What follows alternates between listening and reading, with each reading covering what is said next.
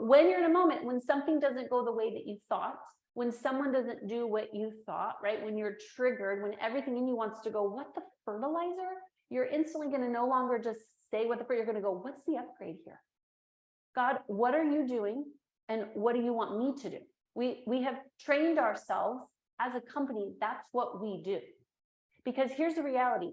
Disappointment or offense is truly one of the biggest things that's going to stop you from getting where you are to where you want to be. Because if that's my dream and that's my goal and that's what I'm convicted by, right? A lot of times what we start to do is we put our attention so much on that when something doesn't go as planned, even if it's not a conscious plan, a lot of times, you guys, this isn't even like a conscious expectation.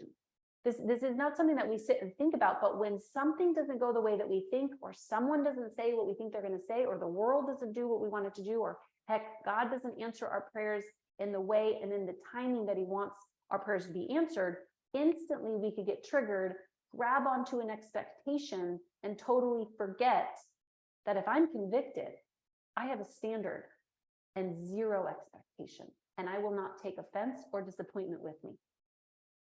I will turn and I will about face to God. That's the second thing that it is. Conviction is your about face to God.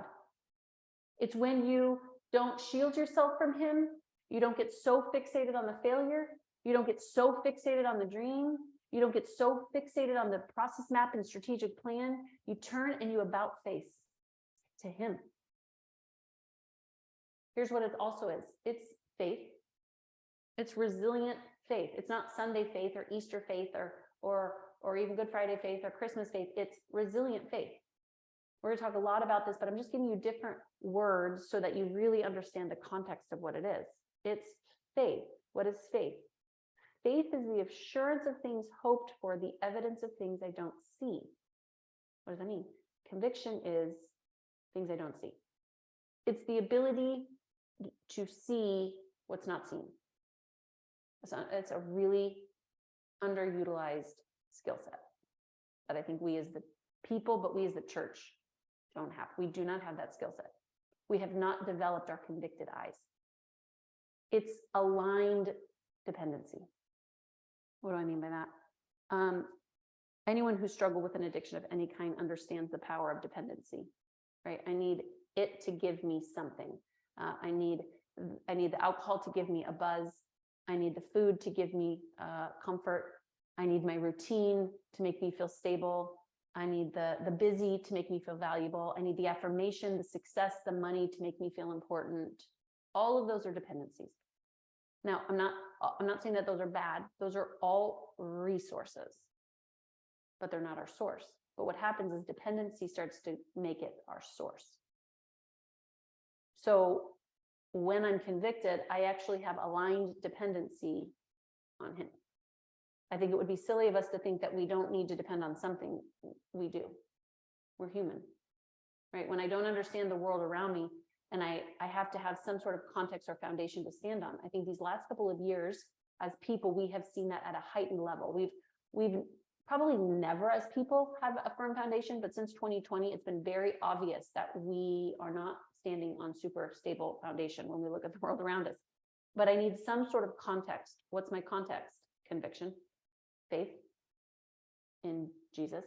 It's my aligned dependency in him. And all that's happening these last couple of years is it's like all the misaligned dependency is starting to crumble. And that's why people are wigging out, because they've been plugged into all the wrong resources. It's deep belief. It's unwavering commitment. I would even use the word hope, but as I studied that word, here's what I want you to know, or put in parentheses, it's trust. Hope is trust. Conviction is active. It's my favorite line in the whole world. Don't think, just do. I think that's actually what got a few of you in this group because I used that line on you.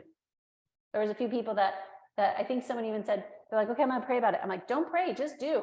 Just don't even pray. I already prayed about it for you. You should be in this group. It's for real. You guys, I spent years praying about this dang group. Don't pray, just do. Get going. Get out of the boat, walk on water, stop thinking about it. What happens to Peter when he starts thinking about it? He sinks. Oh my gosh, she sings. Pray before you get out of the boat. Make sure it's the right boat to get out of. Make sure that Jesus is telling you to walk on the water. Please use that moment in prayer. Once you get out of the boat, don't think, just go. Put your eyes on Jesus and keep walking. So conviction is going to be extremely active, maverick style. We're going to go maverick style this month. It's your give a damn, you guys. It's your give a damn.